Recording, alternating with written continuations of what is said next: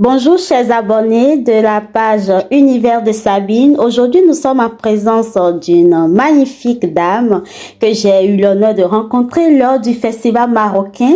Elle s'appelle Rachida Echadli. Je ne sais pas si j'ai bien prononcé. Elle nous vient du Maroc et elle habite Montréal.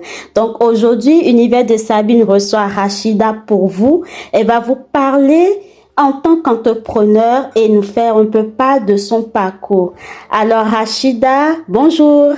Bonjour Sabine. Comment ça se dit bonjour en Maroc? En marocain ou bien comment? Ah, c'est en arabe ou c'est quelle est la langue du Maroc? Le meilleur c'est salam alaikum. Ah, salam alaikum Rachida. Oui, ça va bien? Oui, ça va bien et toi? Oui, super bien, merci. Alors, pour commencer, je vais te laisser le soin de te présenter toi-même aux abonnés aujourd'hui. Ok, mon nom c'est Rachida Echadli. Nom d'entreprise c'est Soleil du Maroc, fondé en 2019. C'est comme une petite fenêtre qui amène la chaleur, le soleil du Maroc ici à Québec. J'essaie de montrer notre culture marocaine ici à Québec. Nous, on vit à Québec, on connaît la culture québécoise et tout, mais les Québécois, on ne connaît pas. Donc, j'essaie de faire, d'amener le Maroc ici à Québec. Ah, ok, donc c'est le Maroc qui est représentatif. Tu habites Montréal, dans la province de Québec, c'est bien ça, hein? Oui. Puis on te rencontre dans les activités un peu partout, comme ce fut le cas à Saint-Roch tout dernièrement. Je vais te demander Exactement. de nous parler un peu de tes produits. Qu'est-ce que tu offres au public québécois? Ok, j'offre la cérémonie du thé. Je montre comment on prépare le thé à la menthe ou bien le thé aux fleurs d'oranger. En même temps, en montrant le thé, j'expose des choses artisanales. Je montre le travail des femmes rurales au Maroc sur les tapis. Je montre le travail des artisans sur les théières, les plats, les verres.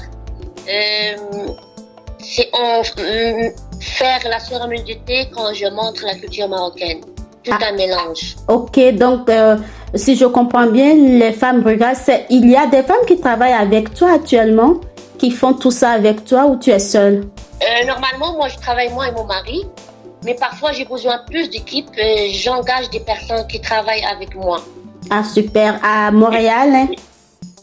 Oui, à Montréal et partout à Québec. Et je fais aussi l'accueil dans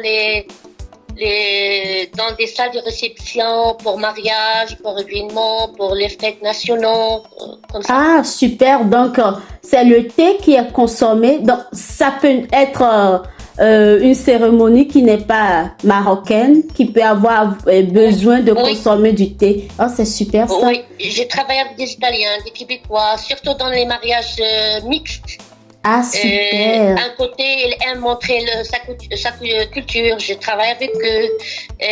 En même temps, je suis designer du caftan. J'ai fait 5 fashion shows à Montréal pour le caftan marocain. Ah, ça c'est très intéressant. Voilà pourquoi je reçois ce univers de Sabine, parce qu'on découvre beaucoup des entrepreneurs.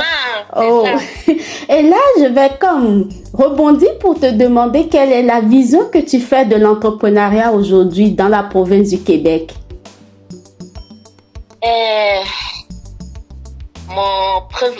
Ce que je vois dans être entrepreneur ici à Québec, c'est très, très important d'avoir pas peur. Si tu as peur, ne pense pas être entrepreneur. Okay. Comme ça, moi, je pars comme ça. Faut pas avoir peur. Ne pas avoir peur. Non. Ça, c'est vrai, il y a dans être entrepreneur, il y a l'instabilité, il y a la pression, il y a hésitation, mais au moins tu es libre. Oui. Entrepreneur, c'est la liberté. Oui. Moi, je vois comme ça. C'est le challenge. C'est vrai, il y a l'absence totale de routine, les journées d'entrepreneur, mais on se ressemble pas. Il faut chercher l'idée, la comptabilité. Il y a beaucoup de travail à faire pour être entrepreneur. Oui, exact. Ça, c'est vrai. Surtout la créativité, oui. la volonté. il faut avoir la rigueur, l'organisation. Il faut être structuré pour réussir son entreprise. Sinon, et avoir beaucoup de patience parce qu'il y a l'humilité. Oui. Un entrepreneur doit savoir se remettre constamment en question, de prendre du recul et accepter les critiques pour pouvoir s'améliorer. Ça, c'est vrai. Mais la place de la femme dans l'entrepreneuriat, selon toi? Ah oui, ces dernières années, c'est fort, vraiment. Oui. Il y a beaucoup de femmes entrepreneurs. Et il y a même beaucoup de femmes que je dis chapeau bas pour eux, qui travaillent fort. Et la femme, maintenant, c'est pas comme avant. Elle existe. Elle a un poids, elle a une valeur. Surtout dans le secteur entrepreneur. Oui. Donc, la femme est plus forte qu'avant. Oh, beaucoup, oui. Beaucoup. Et c'est quoi, qu'est-ce qu'il faut faire, et c'est quoi faire, et c'est qu'est-ce qu'il veut, et c'est qu'est-ce qu'il...